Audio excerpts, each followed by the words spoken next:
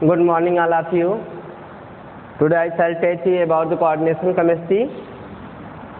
आप कैसे हैं? आप अच्छे होंगे उम्मीद है।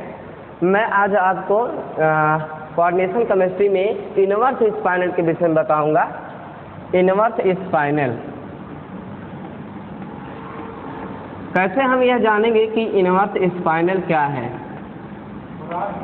ठीक है, इनवर्स स्पाइनल क्या होता है तो इसको ध्यान से सुनिएगा कि इनवर्स स्पाइनल में मैंने आपको बताया हुआ था कि जो ऑक्टाहेड्रल का पोजीशन होता है उसमें ऑलरेडी आपका टेट्राहेड्रल भी होता है और ऑक्टाहेड्रल भी होता है, दोनों होता है। जैसे एग्जांपल के रूप में हम ले लेते हैं, आपको बता दें इन the inverse spinal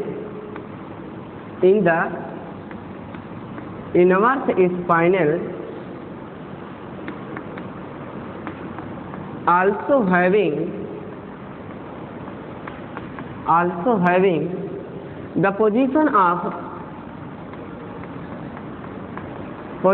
occur by the octahedral and as well as tetrahedral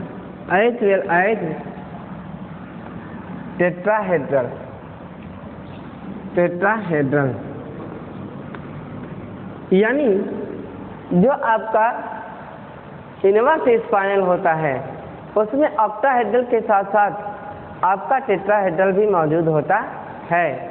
इस तरह से हम कह सकते हैं, जैसे आपका A 2++ या मान लीजिए 3U+, B 2+, या चलिए ठीक है A 2+, A 3+, फिर आपका A 2+ और इसकी जगह पे आ गया आपका B 3+। इनवर्स है ना, यहाँ हेट्रो हो जाना चाहिए, और C 2+। तो इस तरह से आप देख रहे हैं कि जहाँ पे आपका ऑक्टाहेड्रल था, ठीक है, जहाँ पे क्या था आपका ऑक्टाहेड्रल है, वहाँ पे आप यह देख रहे हैं कि आपका B+ और A+ दोनों आ रहा है, इसलिए यहाँ क्या होगा इनवर्स। देखिए नॉर्मल स्पाइनल में और इनवर्स स्पाइनल में अंतर होता है। इनवर्स स्पाइनल में जो आपका कोऑर्डिनेशन स्फीयर होता है उसके अंदर आपका मीन्स आपका केटायन जो होगा वह वेरियस टाइप्स का हो जाएगा। मीन्स दैट यहाँ पर ये आपका केटायन जो होगा वह 3++ और मीन्स वेरिएबल केटायन यानी 3+ वाले भी और 2+ वाले दोनों आ जाते हैं। जबकि नॉर्मल स्पाइनल में आपने देखा हुआ था कि केवल आपका क्या आ रहा था, केवल 2+ आ रहा था या तो केवल 3+ ही इसके अंदर आ रहा था। ठीक है, ठीक।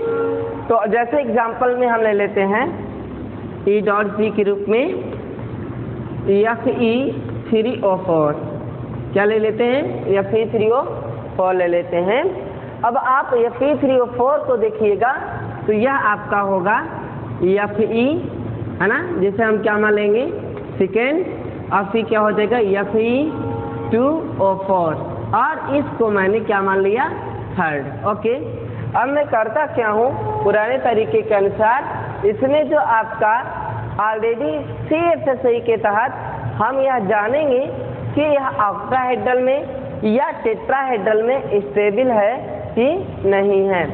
अगर यह पता चल जाएगा तो हम इसके थ्रू यह जान लेंगे कि ऑलरेडी इसमें यह किस तरह से कौन सा स्पाइनल देगा।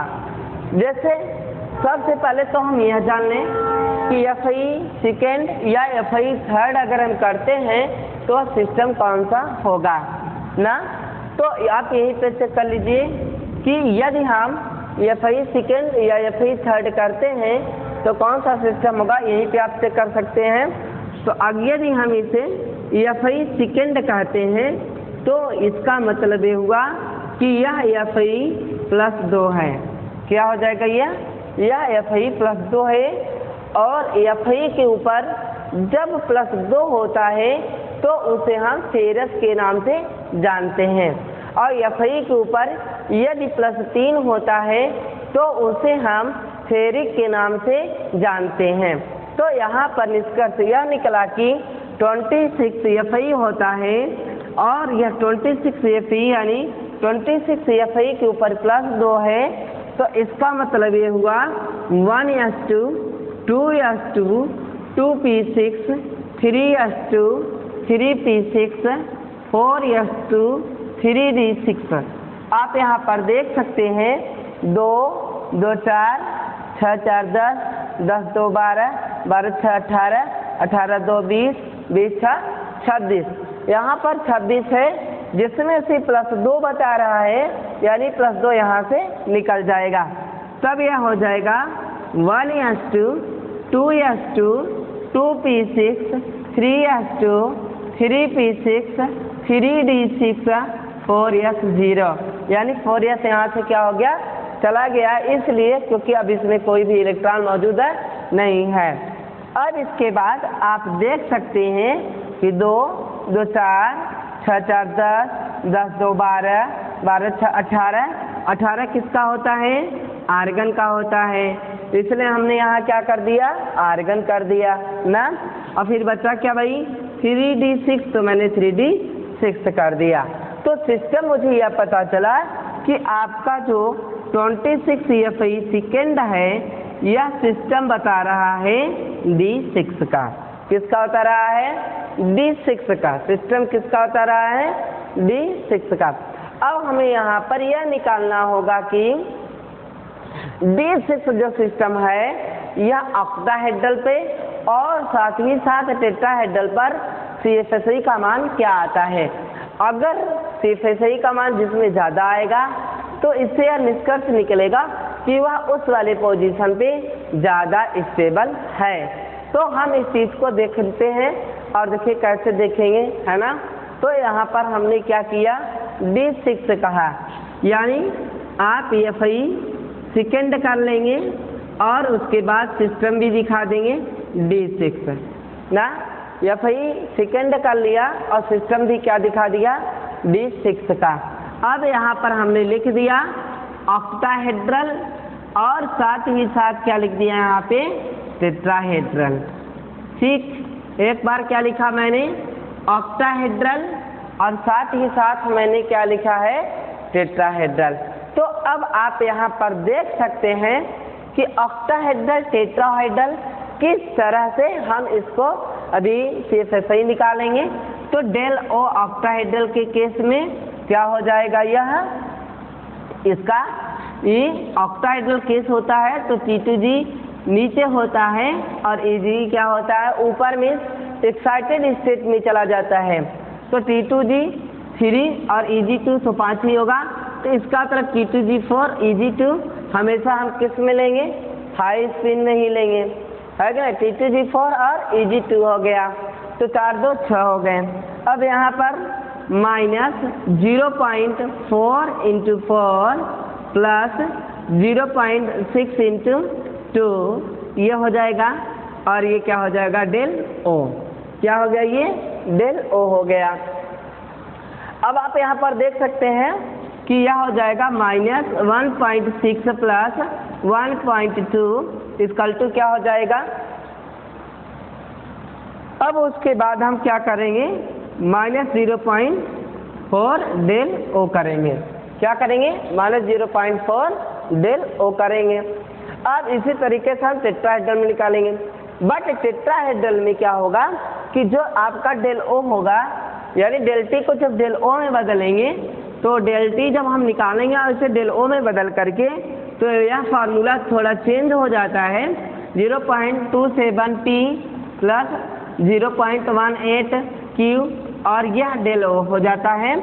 तो सबसे पहले यहाँ पर ये T2 है और यहाँ पे T2 क्या, पहले E हो जाएगा, तब T2 होगा और E में 2 हो जाएंगे, तो यहाँ पे 3 और फिर यहाँ 3 तो वहाँ 3, यानी E3 और T2 3 हो जाएगा। तो -0.27 × 3 प्लस 0.18 × 3, तो ये हो गया आपका -0.81 प्लस 0.54 और आप इसे जब माइनस करेंगे तो 0.27 डेल ओ आएगा। अब यहाँ पर मैंने सिस्टम कौन सा लिया हुआ था, मैंने सिस्टम FI सेकेंड लिया हुआ था और FI सेकेंड को मैंने क्या किया कि ऑक्टाहेड्रल और टेट्राहेड्रल पर मैंने इसका CFSI निकाला है और हमने देखा कि FI सेकेंड का मान -0.4 और ये टेट्राहेड्रल से -0.27 डेल O है। तो माइनस वैल्यू जितना ज़्यादा होता है उतना ही कम मान माना जाता है। तो इसका मतलब हुआ कि आपका इस तरह से यह पता चल रहा है कि आपका जो D6 है इसका जो मान है वह ऑलरेडी ऑक्टाहेड्रल पे सबसे ज़्यादा है।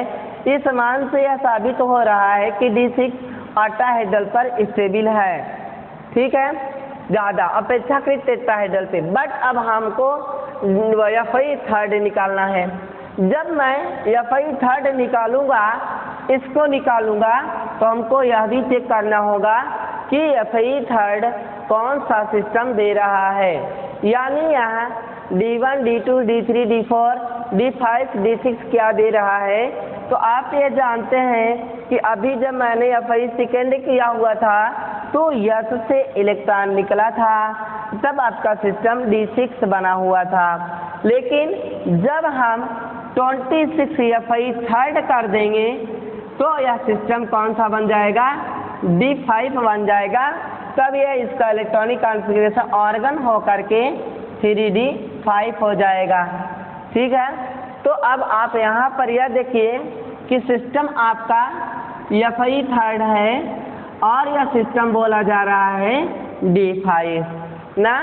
तो D5 में अब हमको यहाँ पे CFSI निकालना होगा।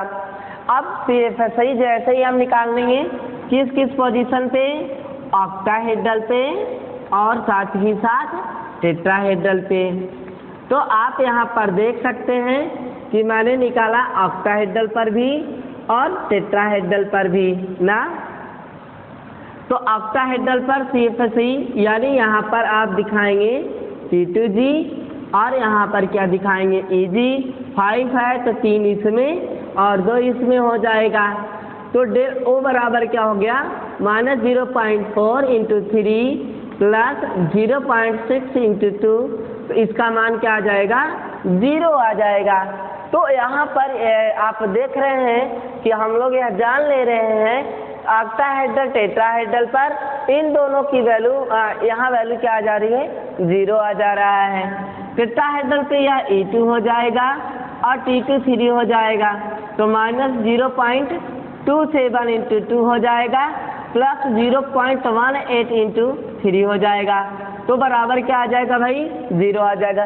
तो आपने देखा कि जो FI था वह आपका सेम वैल्यू दे रहा है, किस पर, ऑक्टाहेड्रल पर भी दे रहा है और साथ ही साथ टेट्राहेड्रल पर भी दे रहा है। तो जब सेम वैल्यू दे रहा है तो इसका मतलब क्या हुआ कि यह ऑक्टाहेड्रल पर भी रखा जा सकता है और टेट्राहेड्रल पर भी रखा जा सकता है। बट आपका FI सेकेंड मात्र कहाँ पे स्टेबल है, केवल ऑक्टाहेड्रल पर। तो बना क्या, बन यह रहा है कि जो FI सेकेंड है वह ऑक्टाहेड्रल पर भी हो सकता है और आपका FI थर्ड ऑक्टाहेड्रल टेट्राहेड्रल दोनों पर हो सकता है और आपका ऑक्साइड जो है O4 वह लेटिस पॉइंट पर रहेगा और आपका एक FI थर्ड आपका टेट्राहेड्रल पर भी रहेगा। तो आपने देखा कि कोऑर्डिनेशन स्फीयर में ऑलरेडी 2 वेरिएशन टाइप के केटायन आ रहे हैं।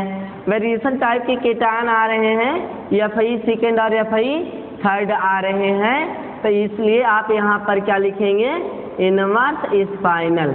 क्या लिखेंगे आप, इनवर्स स्पाइनल, क्योंकि हमने आपको बताया है कि इनवर्स स्पाइनल तभी होगा जब कोऑर्डिनेशन स्फीयर के अंदर वेरियस टाइप के केटायन मौजूद हो जाएंगे, यानी उसमें विभिन्न प्रकार के केटायन मौजूद हो जाएंगे। एक +2 दे रहा हो और दूसरा क्या दे रहा हो, +3 दे रहा हो। तो ऐसी स्थिति में इनवर्स स्पाइनल हो जाएगा। तो एक बार मैं रिवाइज कर दे रहा हूँ, इसको ध्यान से सुन लीजिएगा।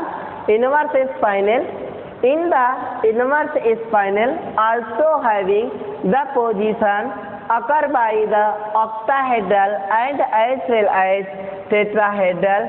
यानी आप देखेंगे कि जो इनवर्स स्पाइनल होगा ऑक्टाहेड्रल और टेट्राहेड्रल दोनों पर पोजीशन अकर किया जाएगा और इनके अंदर डिफरेंट टाइप के and different by and different type of cation, different type of cation, जो आपके केटायन होंगे वह क्या हो जाएंगे, डिफरेंट टाइप के केटायन के द्वारा इसमें हो जाएगा।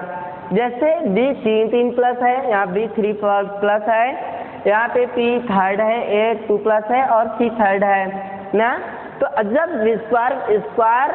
स्क्वायर ब्रैकेट के अंदर यानी कोऑर्डिनेशन स्फीयर के अंदर कोई डिफरेंट चीजें आती हैं तो इसका मतलब यह होता है कि वह इनवर्स स्पाइनल होगा। तो आप जो भी आपको दिया रहता है उसको इस तरह से अन्वय यानी उसको तोड़ते हैं, या फिर 3O4 या फिर 2O4, ये आपका सेकेंड और ये आपका थर्ड हो गया। अब आप सबसे पहले इसमें सिस्टम निकालते हैं। सिस्टम निकालने के लिए ऐसे सेकेंड जैसे है 26 है तो इसका पूरा इलेक्ट्रॉनिक कॉन्फ़िगरेशन आप करेंगे 1s2 2s2 2p6 3s2 3p6 4s2 3d6 हो जाएगा, 1s2 2s2 2p6 3s2 3p6 3d6 4s0 हो जाएगा। अब यहाँ पे d6 हो गया, AR 3d6 हो गया। जैसे ही सिस्टम आपका d6 बताया है तुरंत आप यह चेक करते हैं कि यह ऑक्टाहेड्रल या टेट्राहेड्रल पर इसका पोजीशन सही है कि नहीं है। तो इसके लिए आपने d6 कहा और यहाँ पे यह कहा कि यह T2G होता है और यह EG होता है। आपको क्रिस्टल फील्ड स्प्लिटिंग लर्न रहना चाहिए ताकि आपको यह पता चलना चाहिए कि ऑक्टाहेड्रल या टेट्राहेड्रल के केस में यह आपका एक्साइटेड स्टेट में कौन जाता है और ग्राउंड स्टेट में कौन जाता है। तो आप यह देखते हैं कि एक्साइटेड स्टेट में आपका EG है और T2G आपका ग्राउंड स्टेट में है। तो इस तरह से आप इसको निकाल लेते हैं और यह आ जाता है। अब उसके बाद हम टेट्राहेड्रल की बात करते हैं।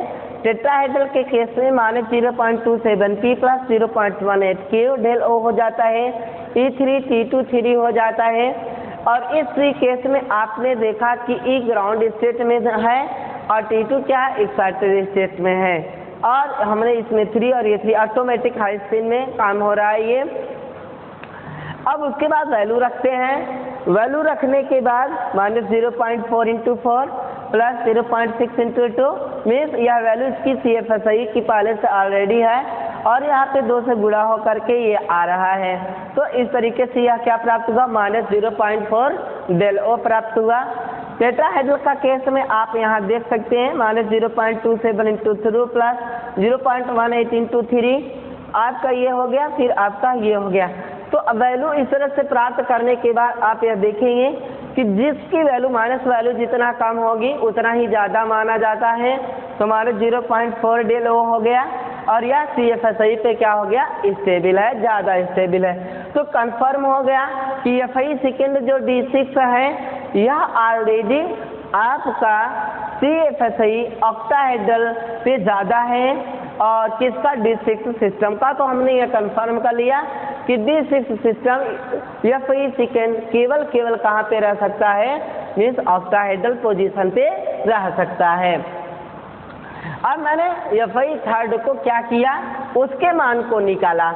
तो FI थर्ड के मान को 26 करके निकाला, ऑक्टाहेड्रल हो गया, टेट्राहेड्रल हो गया, T2G3 EG2 हो गया, T2 और T2 3 हो गया। तो T2G3 EG2 तो मैंने देखा कि दोनों वैल्यू क्या प्राप्त हो रही है, सेम प्राप्त हो रहा है। और इस सेम से यह क्लियर हो गया है कि यह जो आपका डिफाइड सिस्टम है यानी FI थर्ड जो है वह ऑक्टाहेड्रल पर भी रह सकता है और साथ ही साथ वह टेट्राहेड्रल पर भी रह सकता है। तो यह क्लियर हो गया। तो इस तरह से हमने पाया कि FI थर्ड टेट्राहेड्रल पे भी रह सकता है, ऑक्टाहेड्रल पे भी रह सकता है, लेकिन आपका FI सेकेंड मात्र केवल ऑक्टाहेड्रल पे रह सकता है।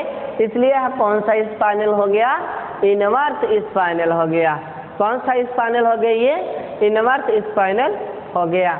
तो यह क्लियर हो गया और यह साबित हो गया कि किस तरह से CFSI का एप्लीकेशन इतना बड़ा रोल है कि हम किसी भी चीज़ को आसानी के साथ पता लगा सकते हैं, किसी भी क्रिस्टल को, किसी भी कॉम्प्लेक्स को, किसी भी कंपाउंड को, कि यह ऑलरेडी किस तरह का वैल्यू देता है और इसके वैल्यू के तहत हम यह कैसे पता लगा लेंगे कि यह ऑलरेडी इनवर्स स्पाइनल है कि आपका नॉर्मल स्पाइनल है। और एक चीज़ मैं आपको क्लियर कर देना चाहता हूँ, FI हमेशा इनवर्स स्पाइनल ही देता है।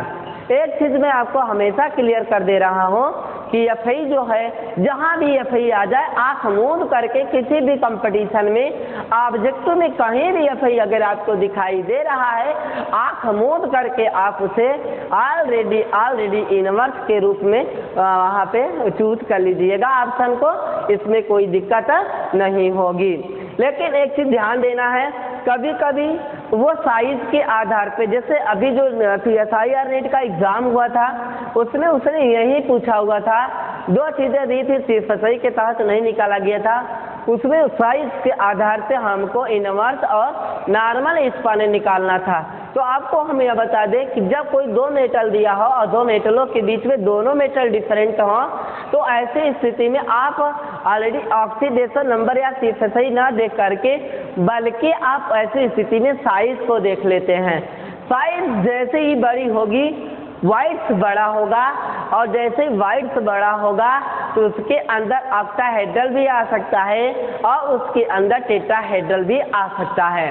तो इससे साबित होता है कि आप ऑलरेडी जो साइज छोटी होगी उसमें मिक्सिंग नहीं की जा सकती है, तो वो मान करके चलिएगा कि केवल नॉर्मल स्पाइनल देगा। राइट कर लीजिए। हमें उम्मीद है कि आपको यह समझ में आया होगा, इसे नोट कर लीजिए।